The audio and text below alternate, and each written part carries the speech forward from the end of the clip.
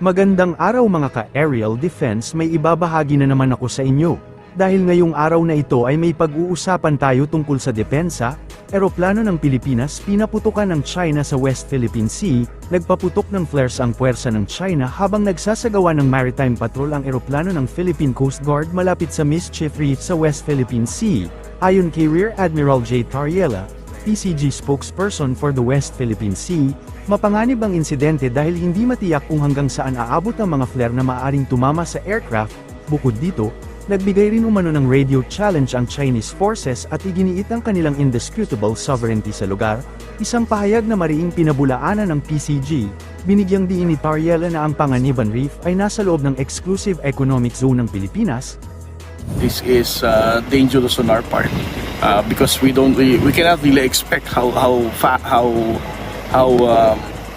far that the flares can reach the aircraft. We need to emphasize that the Chinese government do not have indisputable sovereignty in Panganiban Reef, and that falls within our own exclusive economic zone. Ang nasabing bahura, na dati sinabing gagawing silungan lamang ng mangingisda noong 1990s, ay isa na ngayong ganap na military base ng China.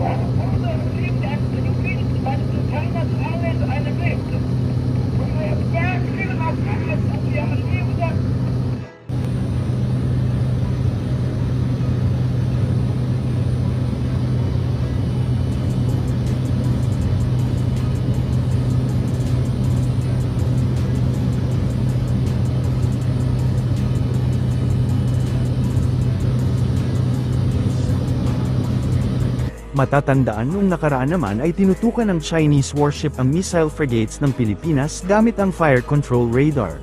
Inihayag ng Armed Forces of the Philippines na isang Chinese warship ang naglock ng fire control radar sa BRP Miguel Malvar, habang nagsasagawa ito ng patrol malapit sa Sabina Shoal noong ika-7 ng Marso, ayon kay Rear Admiral Roy Vincent Trinidad.